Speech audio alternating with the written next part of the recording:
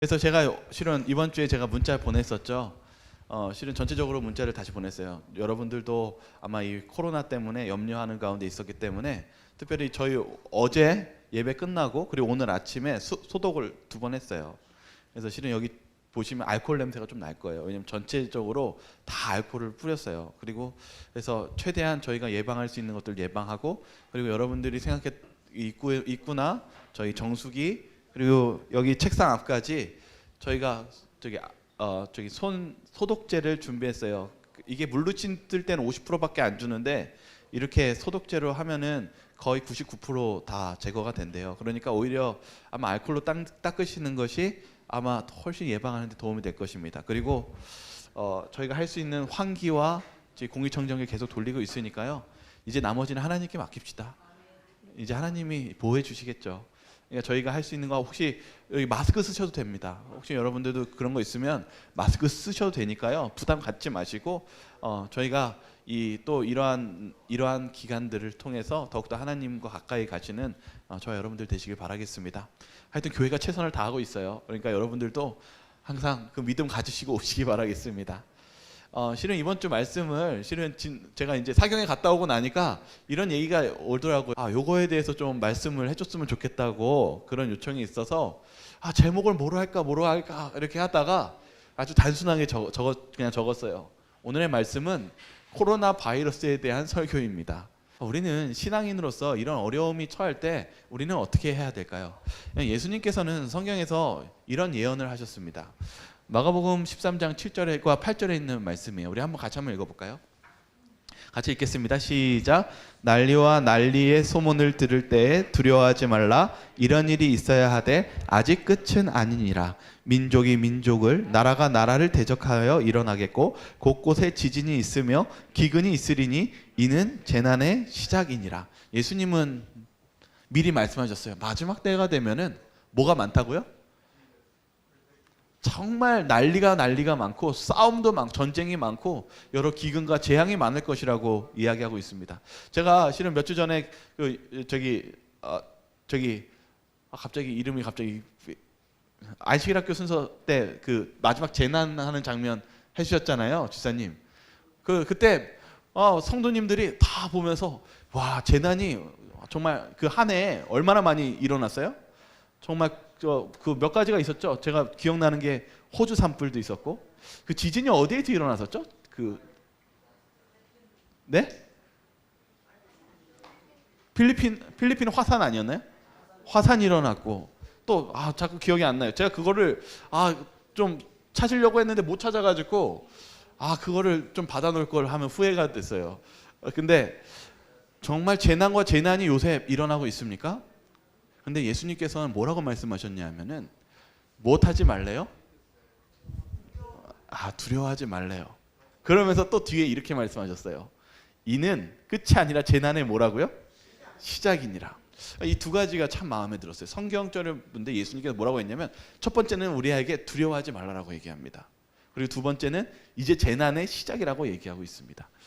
우리가 오늘 특별히 여러 이 재난이 있지만은, 이런 재난이 왔을 때 특별히 이렇게 코로나 바이러스가 이제 횡행할 때 저는 이러한 부분에 있어서 특별히 이 치료봉사의 공면을 좀 읽기 원합니다. 특별히 저는 여러 가지가 있는데, 특별히 이번 달은 거의 코로나의 사건이기 때문에 이 부분을 한번 제가 읽어드릴게요. 죽음을 일으키는 병균들이 손이 잘 가지 않는 어두운 구석에 썩어가는 쓰레기 속에 습기와 곰팡이가 끼어있는 곳에 도사리고 있다. 공기를 오염시키지 말라. 불결한 것이나 썩는 것은 어떤 것이든 집안에 용납하지 말라. 완전한 청결, 충분한 햇빛, 가정생활의 모든 면에 나타나는 세밀한 위생상, 주의 등은 질병에서 벗어나게 해주고 가정의 식구들에게 즐거움과 활기를 주는 일의 필수적인 것들이다. 어떻게 하라고 얘기하고 있어요? 우리가 집안과 어떤 곳에 있을 때 이 질병을 예방하기 위해서 어떻게 하라고요? 청결하게 하고 환기도 시켜주고, 그리고 이 공기를 못하지 말라고요? 네, 이게 100여 년 전에 쓰여진 책이에요. 우리가 실은 이런 문제가 발생했었을 때 우리가 무엇하면 좋을까요? 우리가 특별히 이런 기별들에 있는 말씀들을 다시 한번 바라볼 필요가 있습니다. 제가 오늘 이 말씀 듣고 실은 우리가 신앙 속에서 우리가 하나님이 있는 신앙만 필요한 것이 아니라 무엇도 중요해요? 예수님이 우리의 몸도 뭐라고 그랬어요? 성전이라고 해서 우리의 몸을 깨끗이 하라고 하신 것처럼 우리도 이런 일들을 실천할 필요가 있습니다. 여기 치료 권면에 279표에도 이렇게 이야기하고 있어요. 성경에 하나님께서 우리에게 먹으라는 것과 먹지 말라는 것, 부정한 것과 깨끗한 것을 왜 구분했냐면 이렇게 얘기합니다. 모든 식사 문제도 구분되었다. 금지된 것들은 몸에 해로운 것들이었다. 일상생활의 모든 일에 있어서 이스라엘 사람들은 성령으로 말미암아 밝혀진 교훈을 받았다. 하나님께서는요, 우리를 사랑하실까요? 하나님은 우리가 어려운 일이 있었을 때 우리를 돌봐주실까요? 저는 자꾸 이 말씀 들을 때 어떤 생각이 나냐면 예수님이 하늘나라에 가셨을 때 제자들에게 하신 말씀 있죠. 내가 세상 끝날까지 너희와 함께 하겠다. 저는 이 말씀이 항상 마음에 와닿습니다. 예수님은 우리와 함께 하십니다. 항상 함께 하십니다. 어떠한 문제가 생겼을 때 이거는 예수님이 못 도와주실 거야가 아니라 예수님은 항상 우리와 함께 하시기 위해서 도와주고 계신다는 사실을 잊지 마시기 바라겠습니다.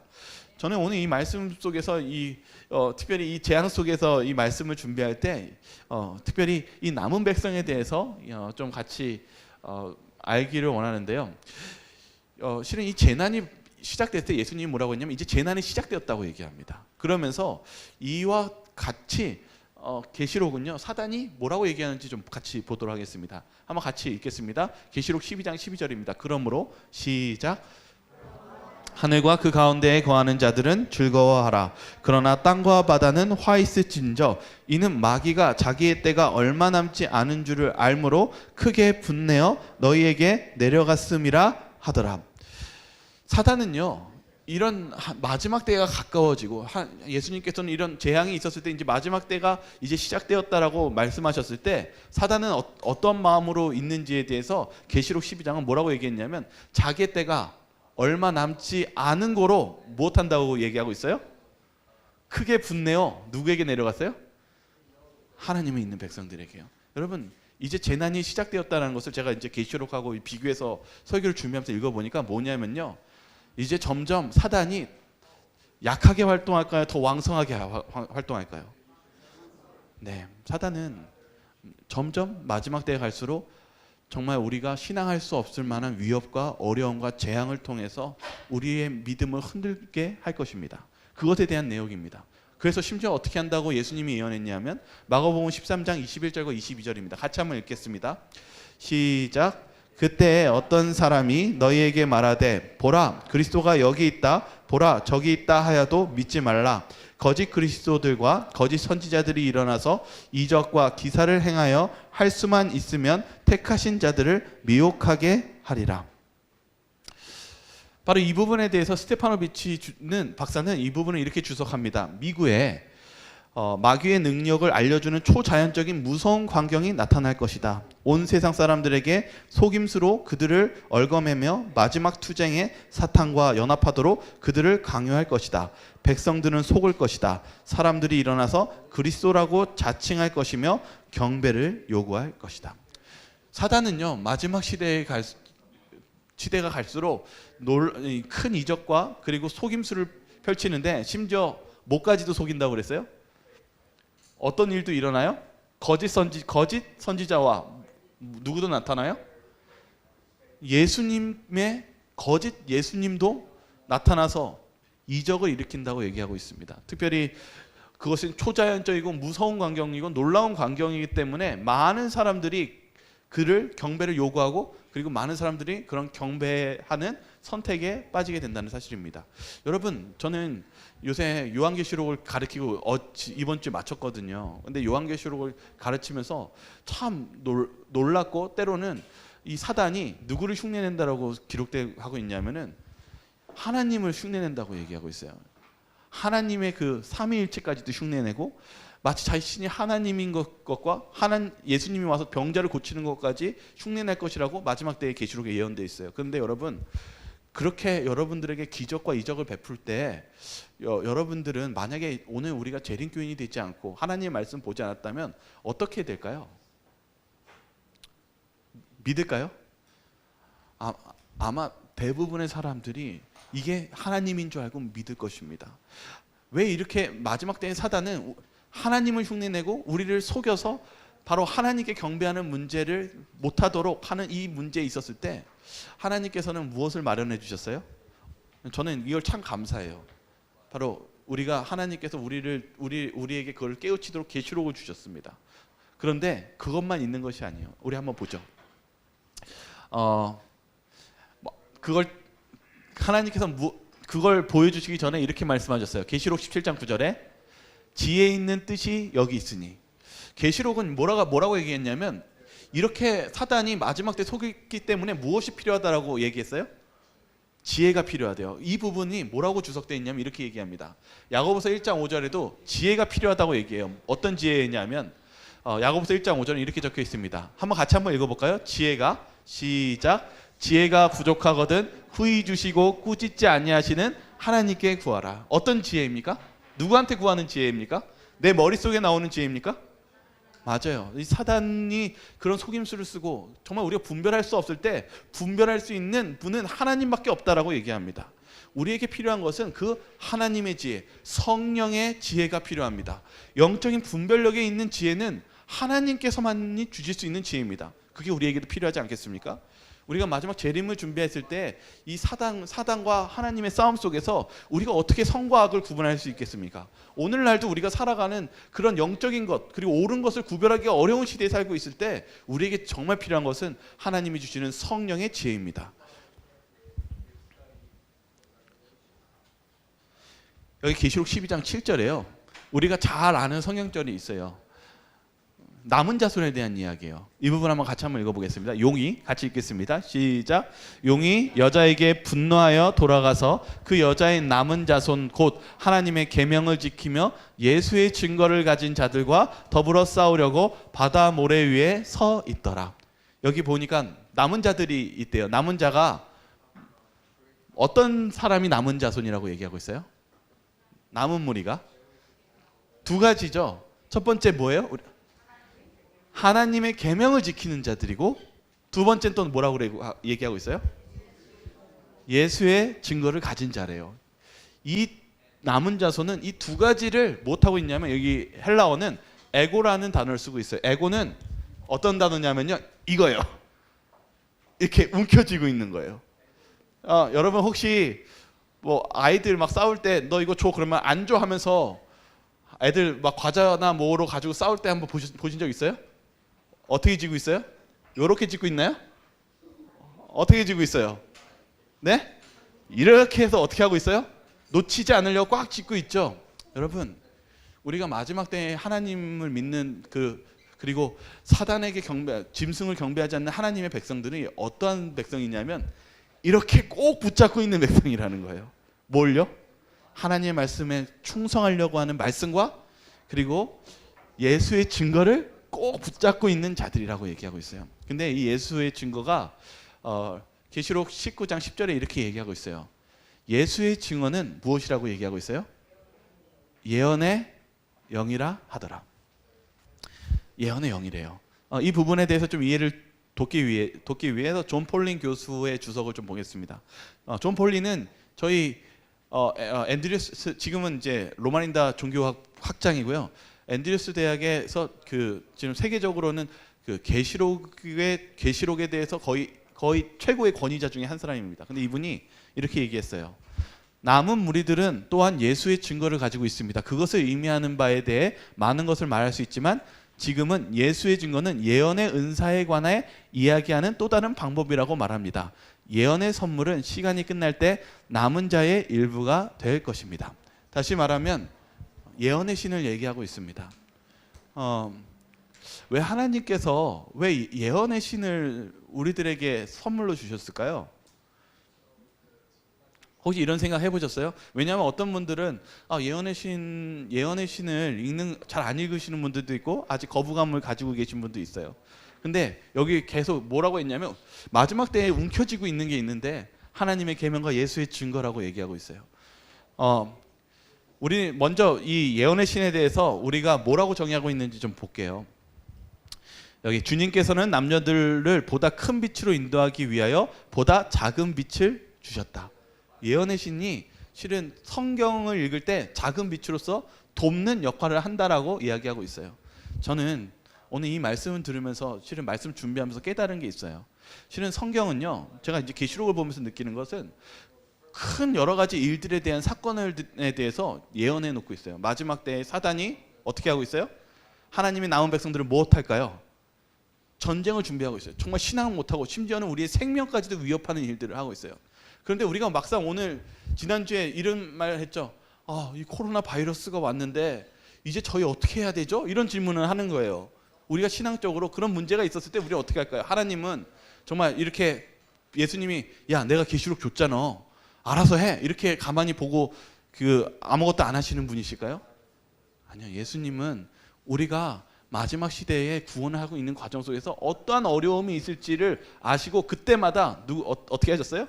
하나님께서는 기별을 보내주셨고 메시지를 보내주시면서 어떻게 해야 될지를 알려주셨다는 사실입니다. 제가 오늘 아까 처음 시작할 때부터 보여줬죠. 만약에 그런 일이 있었을 때 우리가 무엇 해야 된다고 설명하고 있었어요? 환기도 하고 집에 여러 가지 청결을 유지하고 이런 부분들이 실은 우리 오늘 우리가 마지막 때에 있을 어려움 속에서 있는 구체적인 부분들을 설명하고 우리가 어떻게 대처해야 될지를 하나님께서는 우리를 위해서 마련해 놓았다는 사실입니다. 그래서 여러분 예언의 신은요 무슨 성경과 같은 것은 아니에요. 그러나 이 예언의 신은 항상 무엇과 일치하고 무엇을 가장 권위를 높이냐면 성경의 권위를 높입니다. 그래서 성경과 일치하고 있고 그리고 그 예언이 정확하게 들어맞고 진행하고 있습니다. 특별히 이 예언의 신이 무엇에 대해서 크게 예언을 하고 있었냐면 첫 번째가 이 카톨릭이 그때 당시에 굉장히 이제 약하고 활동하지 않고 있었을 때 앞으로 그것이 종교 연합이 있을 것이라는 것을 예언했습니다. 그리고 또 두 번째가 무엇이냐면 강신술이 마지막 때에 활동할 것이라는 것을 예언했습니다. 근데 오늘날 어떻습니까? 많은 교회와 실제 종교까지도 심지어는 많은 영화와 드라마까지도 우리 영혼불멸 사상과 강신술이 활동하고 있지 않습니까? 마지막 때에 이러한 일들이 많은 그런 충격적인 이적들이 벌어질 것을 암시함을 통해서 우리가 무엇 할 수 있는 것을 하나님께서 마련해 놓았을까요? 맞아요. 속지 않게 사단에 속지 않고 유혹되지 않는 길을 주님께서는 우리를 지켜주시고 마련해 주셨다는 사실입니다. 감사하지 않습니까? 저는 이렇게 여러 재앙 속에서 어려움 속에서 우리가 신앙적인 어려움이 올 때 하나님께서는 우리를 너무 섬세하게 사랑하셔서 하나하나를 못해 주셨어요? 가르쳐 주시고 함께 있는 것 같이 선물로 주셨다는 사실입니다. 이게 성령의 선물이에요. 여러분 우리 신앙이 어려울 때 예수님께서는 우리에게 그러한 방법과 대책들을 마련해 주고 있다는 사실을 잊지 마시고 그런 예수님이 주신 선물을 받으시기를 바라겠습니다.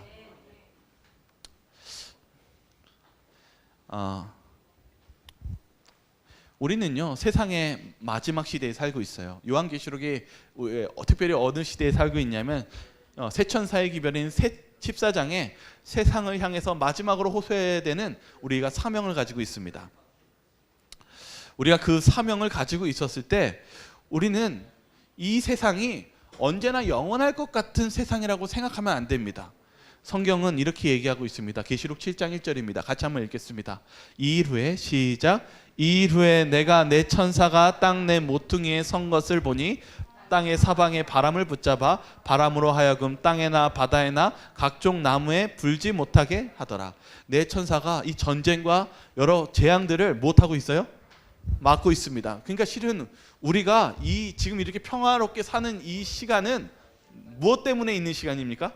실은 이게 얼마 되지 않은 시간이에요. 우리가 이렇게 세계 역사적으로 이렇게 평화롭고 우리가 자유를 누리고 저희가 이렇게 자유롭게 신앙을 선택할 수 있는 시간은 역사적으로는 많지 않은 시간이에요. 그럼 이 시간은 어떤 시간일까요? 귀한 시간일까요? 은혜의 시간입니다. 이것을 하나님의 천사들이 붙잡는 이유는 지금 무엇하기 위한 것입니까? 하나님의 백성들을 부르시고 준비시키기 위해서 마지막 은혜의 기간이라는 것이 얼마나 소중한 기간인지를 깨닫게 하기 위해서입니다. 여러분, 우리가 이 세상이 영원하고 평안할 평안할 것이라는 생각을 버리시기 바랍니다. 이미 하나님께서는 예언하시기를 세상이 이제 마지막 때가 갈수록 혼란스럽고, 그리고 하나님께서는 이제 그 은혜를 거두실 때에는 이제는 우리가 재림을 준비해야 되는 그런 시간이 된다는 사실을 이야기하고 있다는 사실입니다. 이 시간은 우리가 깨어서 예수님을 가까이 가시며 준비하시는 그러한 시간이 되시기를 간절히 소망합니다. 이제 제가 이제 다른 걸 좀 같이 좀 이야기하기를 원해요. 실은 우리가요, 이제 재림을 준비하고 하나님께 가까이 가는 사람이 되어야 되잖아요. 무엇이 필요할까요? 실은 오늘 사경에 아직 다루지 않은 맨 마지막 부분을 같이 얘기하려고 해요. 우리 사경회 때 뭐 배웠어요? 뭐가 그렇게 중요합니까? 맞아요. 우리가 항상 정말 이 과정 속에서 정말 필요한 게 뭐냐면요, 재림 속에서 내가 뭐 먹을 거 다 챙겨놓거나 마스크 준비하는 것보다 더 중요한 게 있어요. 성령이에요. 성령이, 예수님이 뭐라고 하냐면 성령이 채워지면은 우리에게 있어서 그 어떤 것보다 가장 중요한 성령이 채워지면 그 나머지는 다 채워진다고 얘기하고 있어요. 그래서 여러분, 우리가 하나님께 성령을 구해야 됩니다. 그러나 이 성령을 구하는데 몇 가지 할 게 있습니다. 바로 베드로예요. 베드로는요, 자기가 잘할 수 있다고 생각했어요. 내가 잘하면 자기가 이 문제를 해결할 수 있다고 생각했어요. 그래서 예수님한테 뭐라고 했냐면, 예수님, 전 자신 있거든요, 이렇게 얘기했어요. 그런데 여러분 잘 알다시피 베드로가 성공했습니까? 실패했습니까? 아주 된통 실패했어요. 예수님을 3번 저주하고 뛰쳐나갔어요. 그래서 베드로가 얼마나 삶을 3번 그 저주한 걸 후회하는지 평생 상처로 남았어요. 그래가지고 있을 때 베드로가 마가복음 14장 72절에 이렇게 얘기하고 있어요. 그 일을 생각하고 무엇했대요? 베드로 울었대요. 얼마나 서러웠는지. 베드로가 보니까 자기가 할 수 있다고 생각했는데 할 수 없는 거예요. 여러분, 우리가 구원의 과정, 우리가 재림의 과정이요, 우리 스스로 실은 할 수 있을까요, 없을까요? 없어요. 그래서 예수님이 이 질문을 하셨어요. 다시 만났을 때, 부활하시고 만났을 때, 베드로야, 네가 나를 사랑하니? 이 질문을 했어요. 근데 예수님이 몇 번 질문했어요? 3번 질문하니까 여기 보면 베드로는 여러분들 아시다시피 트라우마가 생깁니다. 3-4번에요. 3번 배신하고 이 베드로는 3번만 얘기하면 경기를 일으킵니다. 왜냐하면 자기가 그런 것이 있기 때문에. 그래서 고넬료 이방인 전도 안 하려고 막 고집 피울 때 하나님 다시 너 이거 안 먹어? 안 먹어? 3번 물을 때 경기 일으키며 어떻게 합니까? 회개하고 고넬료 침내주고 성령 받게 일하게 하지 않습니까? 이게 뭐냐면 베드로가 가지고 있는 트라우마예요. 근데 예수님이 이걸 건드렸어요. 너 나 사랑하니? 라고 3번 얘기한 거예요. 그러니까 베드로가 뭐냐면 근심하여 이르되. 베드로들은 근심했어요. 그러면서 뭐라고 얘기했냐면, 주님이 사랑하는 줄을 주님께서 아시나이다, 이렇게 얘기했어요. 이게 뭐냐면요, 이 사랑이라는 단어가 약간 틀려요. 예수님이 이렇게 했어요. 베드로야, 너 나 아가페 하니? 이렇게 얘기한 거예요. 여러분, 아가페는 하나님의 사랑입니다. 절대적인 하나님의 사랑. 야, 네가 할 수 있다고 그랬는데 너 정말 그러면 아가페 할 수 있어? 베드로가 근심하며 3-4번 얘기하니까 뭐라고 했냐면 이렇게 얘기해요. 주님, 저는 주님을요 필레오밖에 못해요. 이 필레오라는 단어는 뭐냐면은 이 친구 간의 우정, 사랑밖에는 못한다는 거예요. 그러니까 베드로가 자신에게 사랑이 있다는 것을 인정했을까요? 자신이 사랑이 있다는 거예요, 없다라는 거예요? 없다라는 거예요. 여러분, 우리가요 재림을 준비하는 것도 똑같아요. 재림은요 성령이 필요해요. 그건 우리에게 나오는 것이 아니에요. 성령을 통해서 필요한 건데, 이 성령의 열매는 사랑이거든요. 사랑이에요. 이제 하나로 요약하면 사랑이에요. 그런데 예수님이 묻는 거예요. 야, 너 할 수 있다고 그러는데 너 정말 사랑할 수 있어? 안 되거든요. 그걸 인정한 거예요. 근데 우리도 마찬가지죠. 우리가 지금 이 세상을 살아가면서 재림을 준비할 때요, 우리 힘으로 될까요? 그래서 구해야 돼요.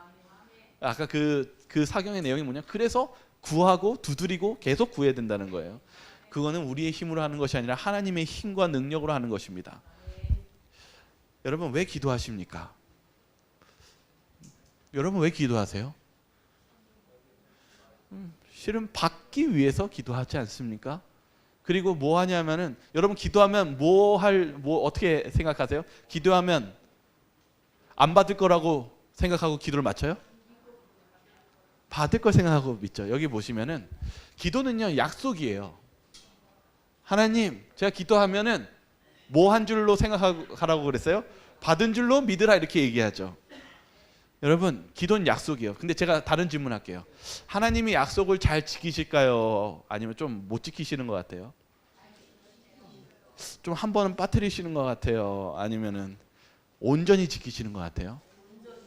네, 하나님은 약속을 안 지키신 적이 없어요. 하나님은 약속을 다 지키십니다. 그래서 여기 이렇게 얘기하고 있어요. 하나님께서 약속을 이행 못하실 수 있을까요? 절대로 그렇지 않습니다. 하나님의 뜻에 합한 기도는 하나님께서 들으신다는 약속입니다. 한번 우리 성경절 한번 읽어볼까요? 요한일서 5장 14절 그를 향하여 같이 읽겠습니다. 시작. 그를 향하여 우리가 가진 바 담대함이 이것이니 그의 뜻대로 무엇을 구하면 들으심이라. 뭐라고요? 그의 뜻대로 무엇을 구하면 들으심이라. 그래서 뭐가 필요하다고 하냐면 담대함이 필요하대요. 담대함이 뭘까요? 믿음이 필요하다는 거예요. 하나님이 분명히 우리가 하나님 뜻대로 구하면 주신다는 것을 약속하셨으면 이제 뭐 해야 됩니까? 네, 확실히 준다고 했으니까 이제 어떻게 살아야 돼요? 받은 것 같이 살아야죠. 그 믿음을 발휘해야죠. 그것을 우리 하나님께서 원하신다는 사실입니다. 그래서 제가 오늘 얘기한 성령 그리고 약속, 성령, 믿음, 사랑을 세 가지를 지금 설명하고 있는 거예요. 여러분 사람이요 바뀌는 데는요 뭐가 필요하냐면요 사랑이 필요해요. 근데 인간적인 사랑이 아니고요 하나님의 사랑이 필요해요. 여러분 그렇지 않습니까? 여러분 뭔가 변화시키고 뭐 할 때 여러분 어떻게 막 힘으로 억지로 한번 해보신 적 있습니까? 막 휘어뜨리고 막 어떻게든 해보시려고 내가 너 바꿔보겠다 하고 해보신 적 있어요? 그러니까 어때요? 기분만 더 나쁘죠. 씩씩거리고 괜히 했고 이제 쟤랑은 상종 안 해야겠다 뭐 이렇게 할 정도로 여러분 우리가 그런데 그 사람을 바꾸는 거는 사랑이 필요하다는 사실입니다. 제가 전에 한번 설교를 했지만은요 고린도전서 13장이요 무엇이냐면은 이 말이잖아요. 내가 뭐 천사의 말을 할지라도 사랑 없으면 소리나는 구리와 울리는 꽹과리가 되고 내가 예언하는 능력에서 모든 비밀과 모든 지식을 알고 또 산을 옮길 만한 믿음이 있을지라도 사랑이 없으면 내가 아무것도 아니요. 이게 많은 사람들이 뭘 얘기하냐면은 그러니까 내가 사랑해야지. 내가 사랑해서 하는 것이 이 고린도전서의 13장의 메시지다라고 생각하시는 분들이 많이 있어요. 그런데 고린도전서 13장의 사랑은 그런 사랑이 아니라 이게 다 아가페예요. 여기. 그러니까 제가 전에도 얘기했지만 이것을 그래서 바꿔야 돼요. 내가 사람의 방언과 천사의 말을 할지라도 하나님의 사랑이 없으면 소리나는 구리와 꽹과리가 되고 내가 예언하는 능력이 있어 모든 비밀과 모든 지식을 알고 산을 옮길 만한 믿음이 있을지라도 하나님의 사랑이 없으면 내가 아무것도 아니요. 내가 내게 있는 모든 것으로 구제하고 내 몸을 불사르게 내줄지라도 하나님의 사랑이 없으면 내게 아무 유익이 없느니라. 여러분 우리에게 정말 필요한 것이 뭐냐면요 하나님의 사랑입니다. 하나님의 사랑이 저를 변화시키고 다른 사람까지 변화시킵니다. 근데 그런 하나님의 사랑을 받으려면 뭘 구해야 될까요? 성령을 구해야 돼요. 그거예요. 이게 같이 가는 거예요. 그래서 기도해야 됩니다. 하나님께 달라고 기도해야 돼요. 우리의 신앙 속에서 이 재림을 준비하는 것은 그때 재앙이 와가지고 그때 그런 일 있으면 내가 시골로 도망가가지고 어떤 식량을 준비하는 게 아니라 내가 매일의 삶 속에 무엇을 구하는 것일까요? 성령이야. 분명히 성령은 양식과 같은 것이라고 그랬어요. 우리가 하루 먹으면 그 다음날 먹을 수 없다고 그랬어요. 우리가 매일 매 순간 그런 성령을 구했을 때 그것이 우리가 예수님의 재림을 준비하는 것이라는 사실입니다. 실은 여기 이번 주 교과가 다니엘이었잖아요. 다니엘이 어떻게 그렇게 용기 있게 사자굴에 들어갔는데도 기도할 수 있었다라고 설명하고 있어요. 교과에서요. 그가 18살 때부터 규칙적으로 무엇했다고 그랬어요? 기도하는 그 힘이 그런 위협과 어려움 속에서 그를 강하게 해줬다고 얘기하고 있어요. 여러분 우리가 이런 마지막 시대에도 이런 같은 위기가 있었을 때 우리가 어떻게 강건하게 재림 시험을 맞이할 수 있습니까? 우리의 오늘 삶 속에 하나님의 성령을 구하는 것입니다. 그것이 우리를 강하게 하고 바로 서게 만든다는 사실입니다. 여기 신명기서 4장 31절 좀 읽을게요. 이제 그 사랑에 대한 설명을 좀 더 쉬운 룻기 이야기로 좀 가도록 하겠습니다. 먼저 신명기서 4장 31절 같이 읽어볼까요? 시작. 내 하나님 여호와는 자비하신 하나님이시라. 그가 너를 버리지 아니하시며 너를 멸하지 아니하시며 내 조상들에게 맹세하신 언약을 잊지 아니하시리라. 하나님이 언약 약속을 잊으신데요, 잊지 않으신데요? 어떠한 사람에게 잊지 않으실까요? 어떠한 사람에게 언약을 지키실까요? 이게 사랑하고 연관돼 있어요. 이제 제가 이제 오늘 얘기하는데 헤세드라는 단어가 예전에 한번 설교를 했는데요. 헤세드가 뭐냐면은 이 구약의 사랑의 단어예요. 신약의 사랑의 단어는 우리가 이미 아까 설명하다시피 뭐라고요? 아가페예요. 구약의 사랑의 단어는 헤세드예요. 근데 헤세드가 굉장히 단어가 어렵다라고 제가 예전에 설명해 드렸어요. 왜냐하면 이 헤세드가 굉장히 많아요. 뭐 자비도 있고 인자도 있고 여러 가지 너무 단어가 많아가지고 되게 어려운 단어예요. 그러나 오늘은 좀 몇 가지만 또 다른 걸 얘기할게요. 헤세드 단어는 뭐냐면요. 여기 밑에 있는 말인데요. 제가 읽어드릴게요. 약속하신 복을 누리게 된다. 그러나 그렇지 못할 경우 이스라엘은 하나님의 저주의 심판을 받는 상황이 된다. 하나님과 사랑의 관계가 있으면 하나님은 언약을 체결하십니다. 그런데 그들이 하나님을 떠나면 또한 뭐도 올까요? 복도 오지만 반대로 저주, 심판도 와요. 왜? 그러면 여러분들이 생각할 때 저주가 내린다는 건 좀 너무하지 않나 이런 생각이 드시죠. 그런데 여러분 한번 생각해 보세요. 혹시 여러분 무법천지 한번 가보신 적 있으세요? 제가 예전에 한번 영국에 있었을 때 테러가 있었을 때 있었다고 그랬잖아요. 테러가 있는데 제가 놀란 게 있었어요. 뭐냐면은 테러가 일어나잖아요.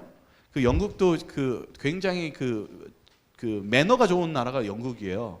굉장히 매너 있고 다 교양이 있어요. 근데 폭탄이 탁 터지잖아요. 사람들이 그 비상열차 타는데요.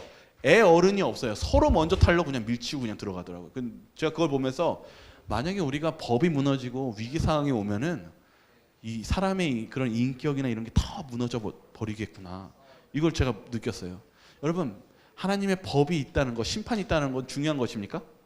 그건 중요한 것이에요. 공의가 없으면 실은 이 법이 없으면 존재할 수가 없게 됩니다. 그것이 또한 하나님의 이 사랑과 언약과 관계가 되어 있습니다. 이걸 이해한 상태에서 제가 일부러 설명드리는 거예요. 왜냐하면 뒤에 한 이야기를 설명하기 위해서요. 근데 여기 뭐라고 했냐면 이스라엘의 언약을 제대로 지키지 못하는데도 하나님의 심판이 없다면 그것은 하나님의 사랑과 공의가 실종된 것으로 해석할 수 있다. 이제 이렇게 설명하고 있어요. 그러니까 여러분, 하나님은요, 사랑하는 관계 속에서 약속도 같이 지키신다는 사실, 이 내용을 좀 이해하고 가겠습니다. 룻기가요, 시작이 뭐로 시작되냐면은 나오미가 모압 땅에 갔는데 아들 둘을 낳고 행복하게 잘 살았으면 좋겠는데 누가 죽었어요? 나오미가 누가 죽었어요? 아들 죽고, 두 아들 죽고, 또 어떻게 됐어요? 남편까지 죽었어요. 여러분, 어떻게 보면은 사랑하는 가족을 하나 잃는다는 슬픔이 엄청난 것입니까? 정말 이 세상에서 제일 높은 슬픔이 배우자의 죽음이라고 얘기하더라고요. 근데 자녀까지 잃었으니까 나오미에게 있어서 어떤 순간일까요? 가장 절망적인 순간이에요. 그래서 나오미는요, 괴로워서 눈물을 흘리는데 거기에 굉장한 시험을 당하게 돼요. 왜 그러냐면 나오미가 심지어는 자기를, 나오미가 기쁨이란 단어인데 기쁨이라고 말하지 말고 말하라고 쓴 그런 의미를 가진 그 이름을 바꿔서 얘기합니다. 그 말은 뭐냐면 신앙이 무너져 버린 거예요. 어떤 신앙이요? 하나님이 날 못하고 계시지 않는 것 같은 문제예요? 네, 헤세드. 하나님이 날 돌보시고 사랑하고 있지 않은 것 같아라고 하면서 신앙이 완전 무너져 버린 거예요.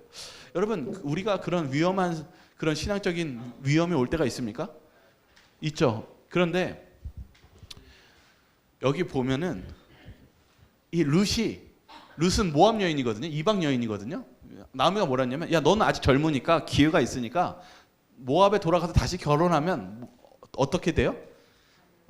그래도 생명을 유지하고 잘 살 수 있으니까, 기회가 있으니까 떠나라고 얘기하니까 룻이 이런 얘기를 해요. 한번 좀 읽어볼게요. 룻기 1장 17절에 있는 말씀이에요. 같이 읽을까요? 시작. 어머니께서 죽으시는 곳에서 나도 죽어 거기 묻힐 것이라. 만일 내가 죽는 일 외에 어머니를 떠나면 여호와께서 내게 벌을 내리시고 더 내리시기를 원하나이다 하는지라. 이 루시가 뭐라고 얘기하냐면 이렇게 얘기해요. 어머니, 하나님 아직도 헷셋 하세요. 이 이야기를 하는 거예요. 이상하죠. 이 여인이 어머니한테 하는 말이 하나님 날 사랑하고 있는 것 같지 않아? 라면서 헷셋을 이제 믿음을 잃어버렸는데 이 이방 여인이 어머니 아직 하나님을 사랑하세요, 헷셋 하세요라고 얘기하는 게 이 부분이에요. 어머니, 제가 어머니 떠나지 않아요. 그러면서 뭐라고 했냐면 내가 어머니를 떠나면 누가 벌을 내리신대요? 네? 하나님이 나를 어떻게 하신다고요? 벌 내리신대. 제가 아까 설명했죠. 사랑은 하나님의 사랑은 언약 관계라고요. 하나님께서 그와의 사랑을 지키면 복을 주시지만 그를 떠나면 뭐 또 내리신다고요? 저주, 심판도 내리신다고요. 근데 그 헬세드란 단어를 설명하고 있어요. 어머니, 제가 하나님 믿는 백성인데 내가 하나님을 믿는데 내가 어머니 버리면 하나님께서 나를 뭐 어떻게 하신다고요? 이 언약 관계가 끊어져 가지고 하나님 날 벌을 내리실 거예요. 이 말의 뜻이 무슨 뜻인지 아십니까? 거꾸로 질문할게요. 내가 어머니 지금 완전히 절망적이고 있는 것도 없고 남편도 잃고 정말 희망이 없는데요. 내가 하나님 하나님 사랑해요. 내가 하나님 믿으면 하나님이 나를, 하나님 믿지 않으면 하나님이 날 벌하시지만 내가 하나님 믿으면 하나님이 어떻게 해주실 걸 믿어요? 복을 다시 주실 것을 좀 믿어요. 이 얘기하는 거예요. 되게 놀라운 믿음 아닙니까? 이 룻기는 헤세드에 대한 내용인데요. 그 질문을 어머니께 하는 거예요. 그래서 베들레헴에 갔어요. 베들레헴에 가서 이방 여인이 갔는데 이 이방 여인이 어머니가 못하고 있냐면 어머니가 우울증에 걸린 것 같아요. 왜냐하면 그 다음부터 대화가 없어요. 얼마나 비참하겠습니까? 돈도 잃고 뭐 가족도 잃고. 아마 여러분들도 아시겠지만 누군가를 생명을 잃어버리면 몇 년이 갈잖아요. 그런데 세 명 잃었으니까 아마 우울증 때문에 아무것도 하기 싫어서 가만히 있는 거예요. 근데 실은 룻도 힘들어요. 룻도 누굴 잃어버렸어요? 남편을 잃어버리고 얼마나 우울해요. 근데 룻이 어떻게 하냐면 어머니, 저희 이러다 굶어 죽습니다. 제가 어떻게든 나가가지고 어떻게든 먹을 거 구해올 테니까 어머니 허락해 주세요. 이 이야기를 하는 거예요. 그래서 여기 성경에 이렇게 적혀 있어요. 룻이 나오미에게 이르되 원하건대 내가 밭으로 가서 내가 누구에게 은혜를 입으면 그를 따라서 이삭을 주겠나이다 하니 따라 갈지어다. 뭐 대답하기도 싫었나 봐요. 가라 그래. 이렇게 얘기한 거예요. 여러분, 룻이요 이렇게 이방 땅에서, 룻이 이방인이거든요. 베들레헴 가면요. 근데 문을 열고 간다는 건 위험한 짓입니다. 왜냐하면 이때 당시에 여러분들 혹시 이제 외국도 많이 가시니까 아시겠지만 우리나라가 이렇게 안전한 것이지요. 이렇게 외국 같은 데 가면은요. 제가 예전에 필리핀 가니까 이제 아떼라고 일하는 여자가 있었는데 밤에 가야 되는 일이 있었어요. 한밤중에 한 7시간 8시에. 근데 뭐 들고 가냐면은 칼을 들고 가더라고요. 칼을 가방에 집어넣고요. 그러니까 한밤중에는 또 치안이 또 위험할 수도 있고 그러니까 그랬던 것 같아요. 근데 실은 제가 다른 어떤 나라를 갔는데 밤에 정말 위험하더라고요. 그런 것처럼 이 룻이요. 왜 이방인이 밖에 나가는 것은, 특별히 여인이 나가는 것은 굉장히 위험한 부분이 있었어요. 특별히 그런 부분들이 좀 이따 나오는데 어떻게 하냐면은 하나님, 저 하나님 믿어요. 그러니까 오늘 저를 축복해 주세요 하고 나아갑니다. 그런데 성경은 이렇게 적혀 있어요. 3절 한번 읽어볼까요? 룻이 같이 읽겠습니다. 시작. 룻이 가서 베는 자를 따라 밭에서 이삭을 줍는데 우연히 엘리멜렉의 친조 보아스에게 속한 밭에 이르렀더라. 여러분, 보아스가 룻의 빚을 갚아줄 수 있는 가까운 친족이란 거 아시죠? 근데 여기 성경은 우연히 룻이 어디에 다다랐다고 얘기하고 있어요? 보아스의 밭에, 추수하는 밭에 이르렀다고 얘기하고 있어요. 여러분, 룻이 하나님, 저는 하나님 믿고 하나님을 헷세드 하겠습니다라고 결심할 때 언제 응답이 이루어졌을까요? 언제요? 이미 그가 믿음으로 결심하고 문을 열고 나갔을 때 하나님께서는 벌써 축복을 주시기 위해서 작동했다는 사실입니다. 여러분, 하나님은요, 우리가 하나님의 뜻대로 살기를 원하고 그것에 대해서 기도할 때 하나님은 뭐 해주실까요? 하나님은 오늘은 좀 약속이 좀 힘들 것 같다 이렇게 하시는 게 아니라 하나님은 약속을 반드시 지키시는 하나님이라는 사실입니다. 그것을 믿고 나아가는 거예요. 거기에 도착하자마자 어떤 일이 있었냐면은 루키 2장에 보면은 이렇게 있어요. 9절 한번 읽어볼까요? 9절. 내가 같이 읽겠습니다. 시작. 내가 그 소년들에게 명령하여 너를 건드리지 말라 하였느니라. 목이 마르거든 그렛에 가서 길어온 것을 마실지니라 하는지라. 놀라운 일이 벌어졌어요. 지금 보아스가 그 룻을 보는데 뭐라고 얘기했냐면 그 소년들, 그 주변에 있는 소년들, 일꾼들에게 야, 누구 건드리지 말라고요? 룻, 그 이방 여인을 건드리지 말라. 이게 뭘 얘기하는 건지 아십니까? 보아스가 그 명령을 얘기하지 않았다면 룻이 무엇 할 수 있었어요? 소년들이 건드렸다는 얘기예요. 이때 당시에 그만큼 위험했다는 거예요. 그냥 이방 여인들은 그렇게 어떻게 보면은 폭력이나 여러 가지로 위험을 당할 수 있는 것이 아주 자연스럽게 일어났던 상황에 있었다는 사실입니다. 바로 보아스가 그녀를 보호해 줍니다. 건드리지 마라. 그리고 목이 마르거든 내 있는 물통을 마셔도 된다라고 얘기합니다. 그리고 심지어는 뭐라고 했냐면 단과 단 사이에서 이삭을 주우라고 얘기해요. 이때 당시에 일당이 이 소년들의 일당이 얼마였는지 아십니까? 제가 전에도 설명했는데 230에서 450g이래요. 여러분 이 230에서 450g이면 어느 정도 될까요? 한 요 정도 되죠. 요 정도 양이 얼마나 먹을 수 있는 양인가요? 가족들이 하루 겨우 먹을 수 있는 풀칠 딱 하루 살 수 있는 양이에요. 일당이요. 굉장히 그때 당시에 그 일하는 그 월급이 그렇게 높지가 않았어요. 그런데 이 룻이 얼마나 걷었다고 적혀 있냐면 한 에바래요. 수치로는 22리터입니다. 부피로. 그러니까 페트병으로 따지면 2리터 페트병으로 11개예요. 그러니까 룻이 많이 받았습니까? 몇 배가 아니라 몇십 배의 축복을 받았습니다. 그런데 아주 이상해서 이렇게 얘기해요. 왜 당신이 어찌하여 내게 은혜를 베푸시며 나를 돌보시나이까? 이상하지 않습니까? 질문을 하는 거예요. 보아스한테. 왜 나를 이렇게 돌보시고 왜 저한테 은혜를 베푸시죠? 그러자 이 보아스가 이렇게 얘기합니다.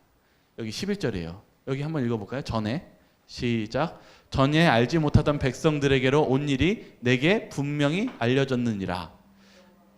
여호와께서 내게 행한 일을 보답하시기를 원하며 이스라엘의 하나님 여호와께서 그의 날개 아래 보호를 받으려 온 내게 온전히 상 주시기를 원하노라. 보아스가 뭐라고 했냐면 야, 내가 들었다.